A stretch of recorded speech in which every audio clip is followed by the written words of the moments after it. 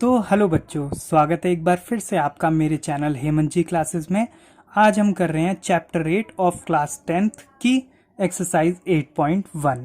तो इसमें आज हम करेंगे क्वेश्चन नंबर 9 और 1 to 8 क्वेश्चन मैं पहले ही उनकी वीडियो बना के अपने चैनल पे डाल चुका हूँ। तो अगर आपको उनमें से कोई क्वेश्चन देखना हो तो आप वो वीडियोस को चेकआउट कर सकते हैं। तो क्वेश्चन नंबर 9 हमसे कहता है, in triangle A B C right angled at B, if tan a is 1/√3 find the value of these things. तो भाई हमसे बोलता है कि अगर एक ट्राइंगल ए बी सी है जो जिसका राइट एंगल है बी पर और उसमें tan a की वैल्यू 1/√3 है, तो हमें वैल्यू निकालनी है फर्स्ट पार्ट और सेकंड पार्ट में दी गई इन चीज़ों की। तो ठीक है, शुरू कर लेते हैं। सबसे पहले तो हम अपना ट्राइंगल बना लेते हैं। तो भाई एक ट्राइंगल बनाते हैं। ये हमारा ए, अब क्योंकि राइट एंगल बी पे है तो बी आपका यहाँ पर आ जाएगा और ये आपका सी हो जाएगा। अच्छा बच्चों, इसमें मैंने ट्राइंगल क्यों बनाया? पिछले वीडियोस अगर देखे होंगे तो मैंने बोला था कि अगर theta through out the question same होता है तो ट्राइंगल बनाने की जरूरत नहीं होती। बट यहाँ पर थीटा जो है एंगल है वो हमारा बदल रहा है, कभी ए हो रहा है कभी सी हो रहा है, कभी यहाँ पर जैसे आप देखोगे यहाँ पर भी ए हो गया फिर सी हो गया। तो इस वजह से हमने यहाँ पर ट्राइंगल बना लिया है ताकि क्वेश्चन अच्छे से हो जाए। ठीक है बच्चों, हमें क्या बोला हुआ है? tan a की वैल्यू आपको 1/√3 दी हुई है।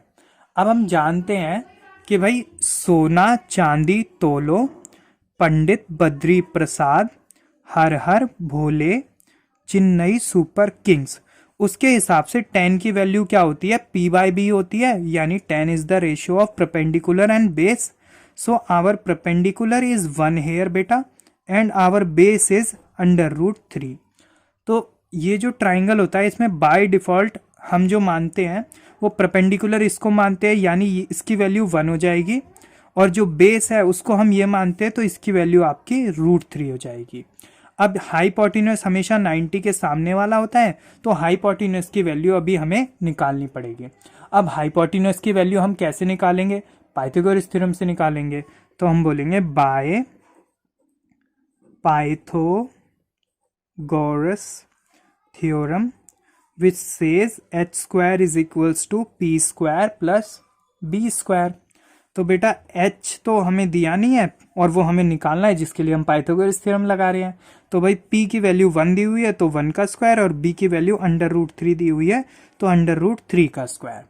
तो भाई आपके 1 का स्क्वायर 1 हो जाना है बेटा, और √ से ये स्क्वायर कट जाना है तो यहाँ 3 हो जाना है। तो h क्या हो जाएगा आपका? h square equals to 1 + 3 4, and यहाँ पर स्क्वायर है तो √4 हो जाएगा, और 4 का √ हम जानते हैं होता क्या है? ±2 होता है। सो योर हाइपोटेन्यूस इज 2 बेटा। ठीक है, प्लस माइनस लगाने की जरूरत नहीं है। ठीक है बच्चों, अब हम देखेंगे एक चीज थ्रू आउट द क्वेश्चन। क्या देख रहे हैं हम? क्वेश्चन जो थीटा है वो या तो ए है या फिर सी है। आप देखोगे पूरे क्वेश्चन में देख लो, जैसे tan a में भी आपका थीटा जो है, एंगल बोल लो चाहे थीटा बोल लो, बात एक ही है, वो आपका a है। और यहाँ पर भी आप जो इनके फर्स्ट और सेकंड पार्ट दिए हैं जिसमें ये जो चीजें हमें कैलकुलेट करनी है उसमें भी थीटा आपका a या c है, यानी दो ही थीटा है, या तो a या c। तो हम क्या करते हैं, दो ट्राइंगल बना लेते हैं। तो सबसे पहले एक ये हमारा ट्राइंगल हो गया बच्चों, और दूसरा हमारा ये ट्राइंगल हो गया। मेंशनिंग तो दोनों की सेम ही रहेंगी, A B C and A B C, और जो मेजरमेंट्स हैं वो भी सेम ही रहेंगे, यानी 1/√3 1/√3। बट बेटा हाइपोटेन्यूस भी दोनों का सेम ही रहेगा, यानी यही हाइपोटेन्यूस रहेगा। बट जो परपेंडिकुलर और बेस है वो चेंज हो जाएंगे। तो जैसे कि जब हमारा एंगल ए होगा या थीटा हमारा ए होगा तो परपेंडिकुलर आपका √3 हो जाएगा और बेस आपका 1 हो जाएगा। बट जब आपका थीटा सी होगा तो आपका परपेंडिकुलर 1 हो जाएगा और बेस आपका √3 हो जाएगा। तो बाकी सारी चीजें सेम रहती हैं, बट थीटा चेंज होने की वजह से परपेंडिकुलर और बेस की जो वैल्यू है वो बदल जाती हैं। तो ठीक है, अब हमें पहले पार्ट की ओर फोकस करते हैं। उसमें हमें क्या क्या चाहिए? साइन ए चाहिए। तो पहले साइन ए की वैल्यू निकाल लेते हैं बच्चों।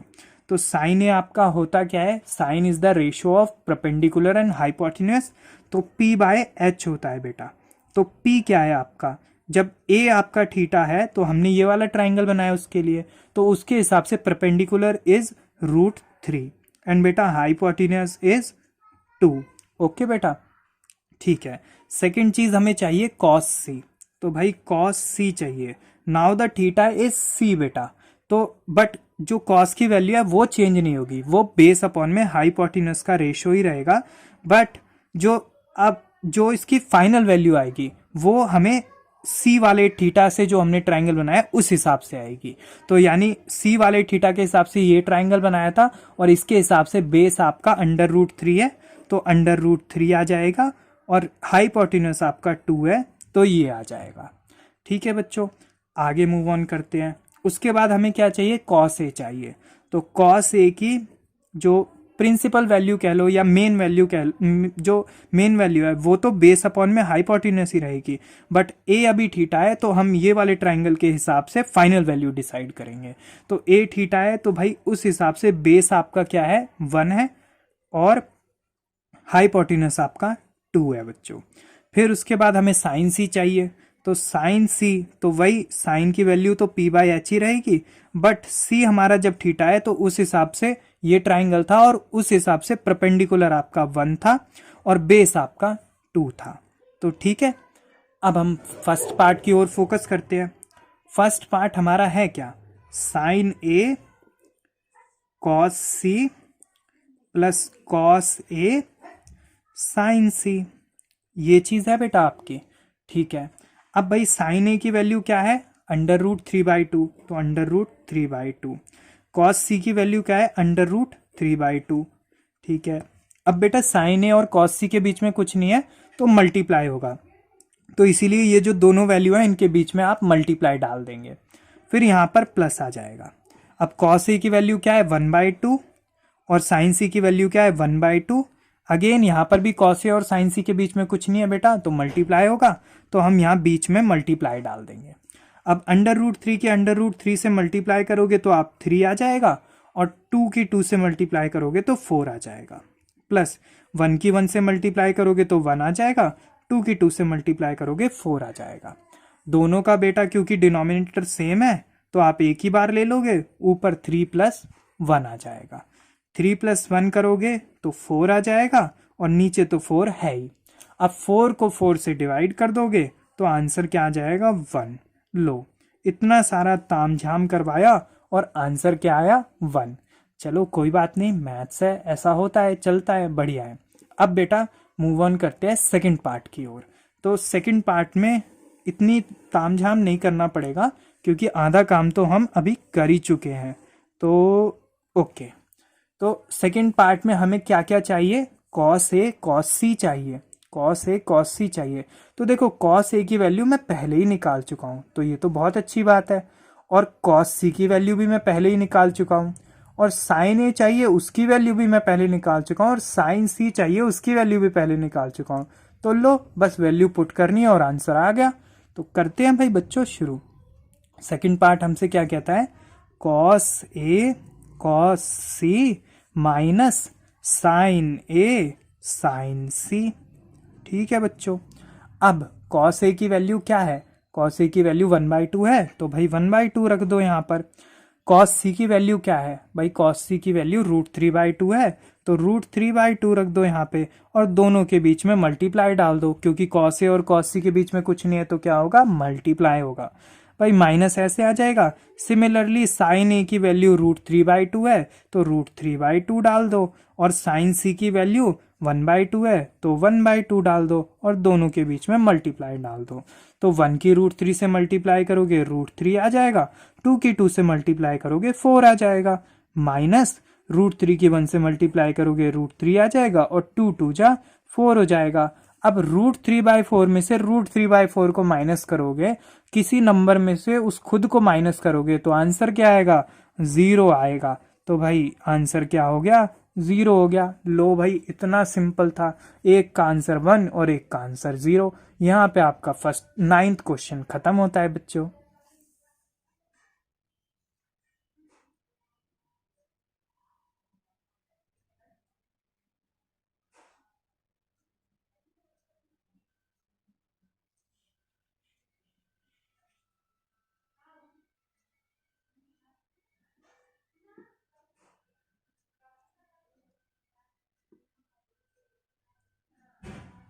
बच्चों अब आ जाते हैं हम एक्सरसाइज ना 8.1 के क्वेश्चन नंबर 10 की तरफ, जो कि कहता है in triangle P Q are right angled eight Q P R plus Q R is 25 centimetre and P Q is 5 centimetre, determine the value of sine P cos P and ten P.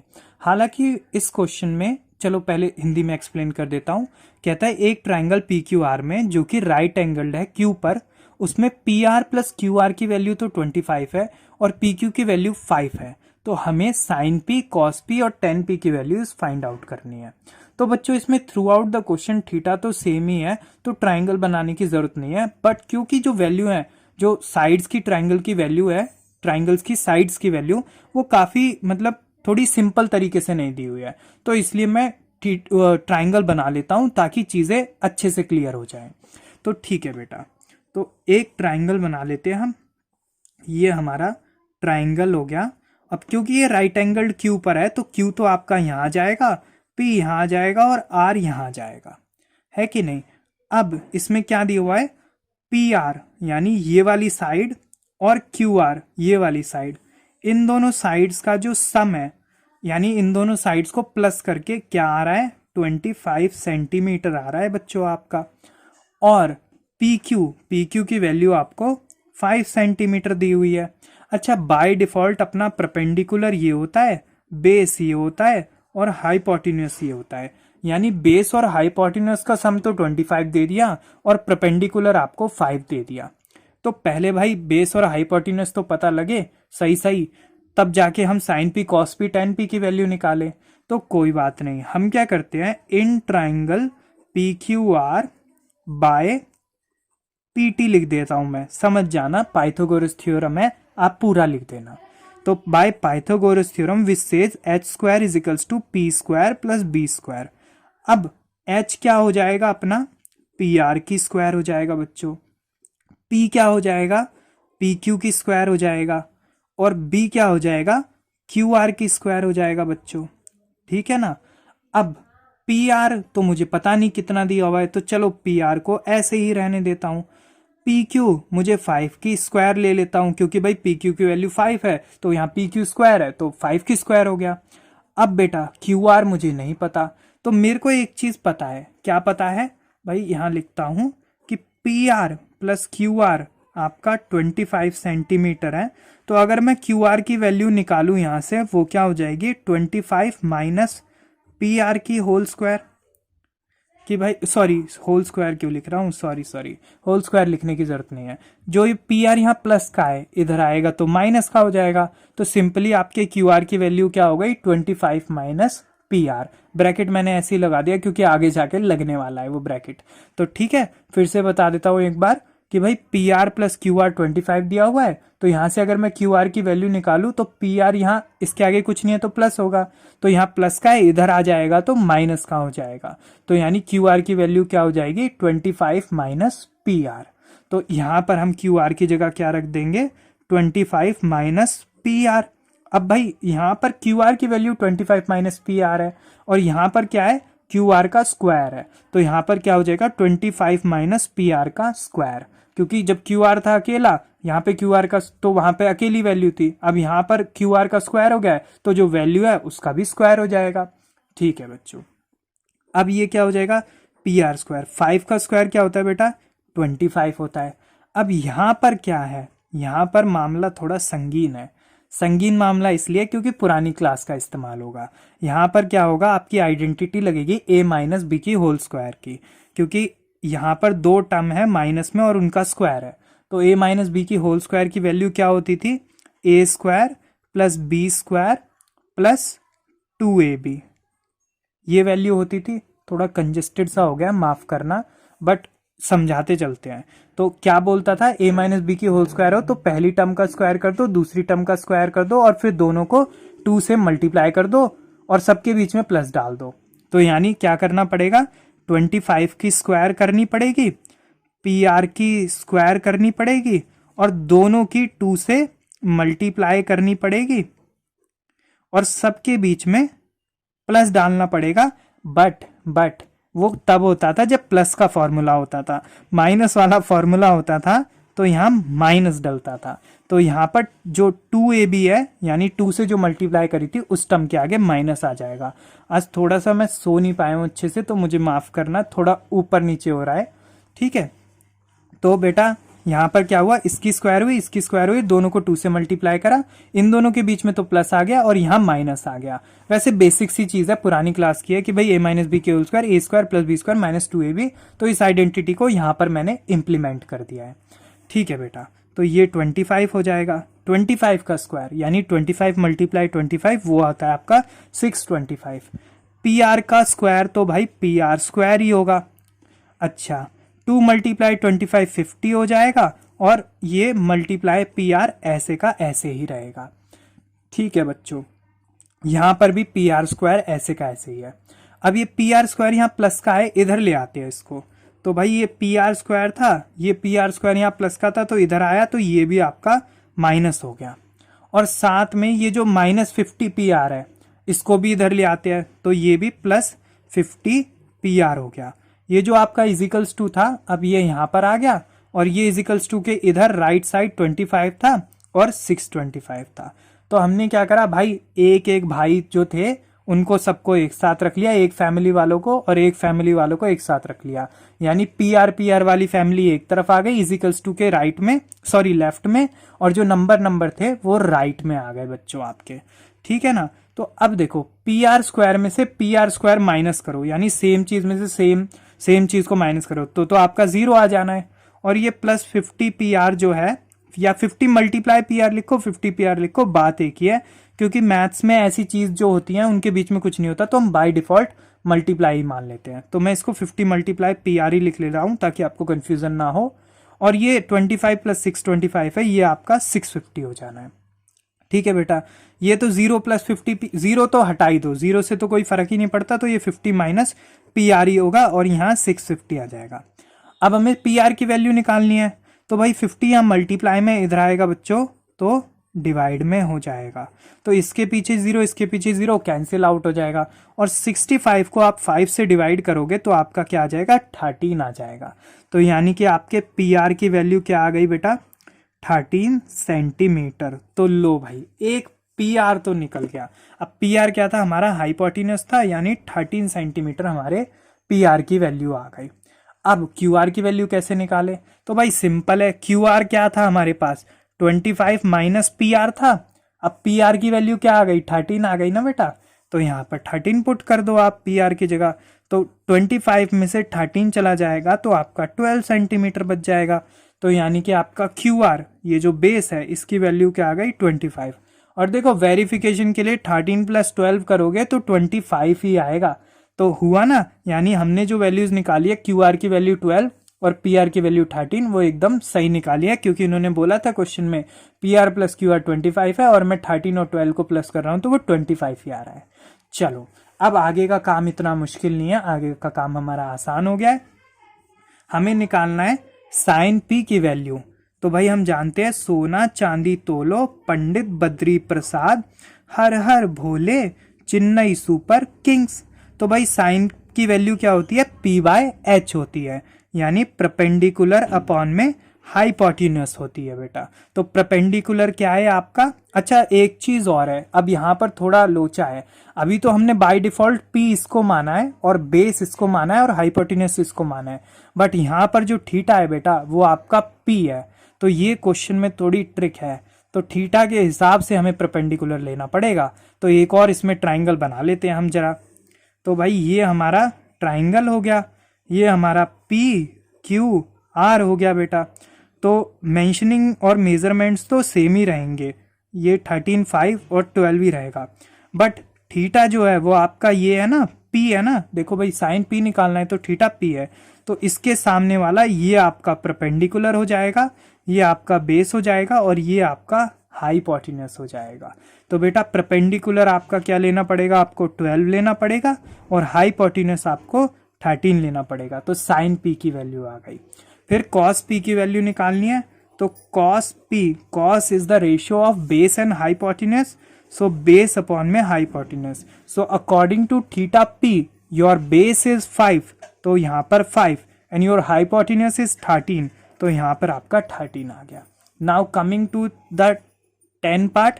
So 10 p की value, तो 10 is the ratio of perpendicular and base. So बेटा p by B हो गया। अब जो perpendicular है आपका वो क्या है, p थीटा के हिसाब से 12 है, सो 12 आ गया।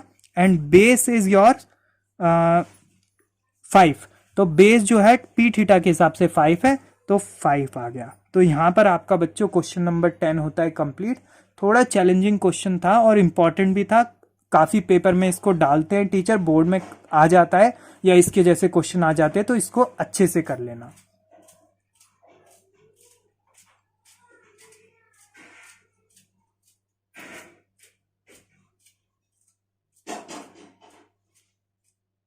तो बेटा अब हम आ जाते हैं इस एक्सरसाइज के लास्ट क्वेश्चन पे, क्वेश्चन नंबर 11 पे। हालांकि क्वेश्चन नंबर 11 इतना ज़्यादा खास नहीं है, इंपॉर्टेंट नहीं है, बट फिर भी हमें करना है क्योंकि कभी कभार इसको भी 1 नंबर में पूछ लिया जाता है या इसके पार्ट्स जो है वो 1-1 नंबर में पूछ लिए जाते हैं। तो क्वेश्चन कहता है state whether the following are true or false, justify your answer. कहता है आप ये बताइए कि ये जो चीज़ें आपको दी हुई हैं ये ट्रू हैं या फॉल्स हैं, और अपने आंसर को जस्टिफाई भी कीजिए, मतलब आपके हिसाब से अगर ट्रू है तो क्यों ट्रू है और फॉल्स है तो क्यों फॉल्स है। तो कहता है the value of 10a is always less than 1। कहता है 10a की वैल्यू हमेशा 1 से छोटी ही होगी। तो ये चीज जो है ये आपकी फॉल्स है। ऐसा क्यों? क्योंकि हमने पढ़ा है कि जो 10 60 डिग्री होता है उसकी वैल्यू क्या होती है, √3 होती है बेटा। तो बच्चों अगर आप √3 की वैल्यू निकालोगे तो वो लगभग 1.73 होती है। तो इसने कहा कि tan a की वैल्यू हमेशा 1 से छोटी होगी, तो भाई ये तो गड़बड़ हो गई ना कि tan 60 पे √3 होती है और √3 की वैल्यू 1.73 होती है, तो ये तो 1 से बड़ी वैल्यू हो गई, ग्रेटर देन 1। तो भाई इसलिए हमारा फॉल्स है, इससे ज़्यादा हमें लिखने की ज़रूरत भी नहीं है। अच्छा अब आ जाते हैं कि भाई sec a 12/5 हो सकता है for some value of angle a। कहते हैं sec a की वैल्यू 12/5 हो सकती है a किसी एंगल की वैल्यू के लिए। तो हम जानते हैं कि sec की वैल्यू क्या होती है, जो सोना चांदी तोलो पंडित बद्री प्रसाद वाले फॉर्मूले से sec आपका जो होता है वो आपका होता है h अपॉन में b, यानी हाइपोटेन्यूस अपॉन में बेस। सो हाइपोटेन्यूस आपका 12 हो जाएगा और बेस आपका 5 हो जाएगा।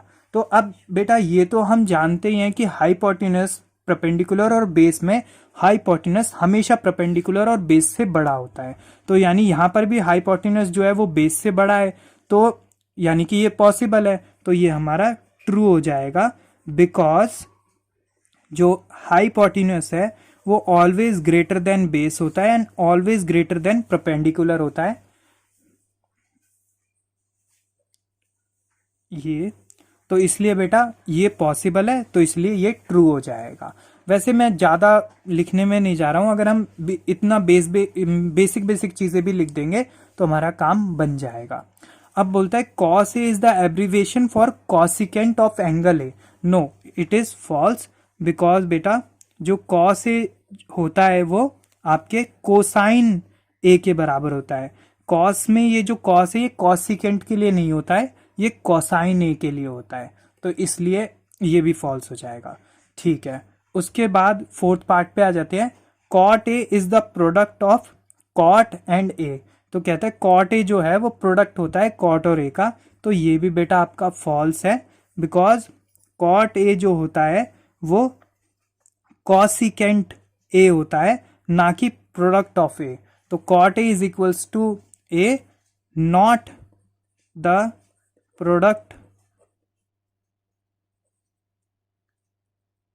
Product of cot and a। चाहे कोई भी रेशो हो ट्रिग्नोमेट्रिक, वो ऐसे प्रोडक्ट नहीं होता, उनकी कुछ ना कुछ शॉर्ट फुल फॉर्म होती है और हम यहाँ पर उनको शॉर्ट में लिख देते हैं। तो ऐसे cot a जो है वो cot और a का प्रोडक्ट नहीं है, वो कॉसिकेंट a है, या शॉर्ट फॉर्म है कॉसिकेंट a की। तो यहाँ पर ये भी खत्म होता है। ठीक है, अगले में बोलता है कि sine theta is 4/3 for some angle theta. कहता है साइन थीटा जो है वो 4/3 हो सकता है फॉर सम एंगल थीटा के लिए। तो बेटा ये भी फॉल्स है। ये फॉल्स क्यों है?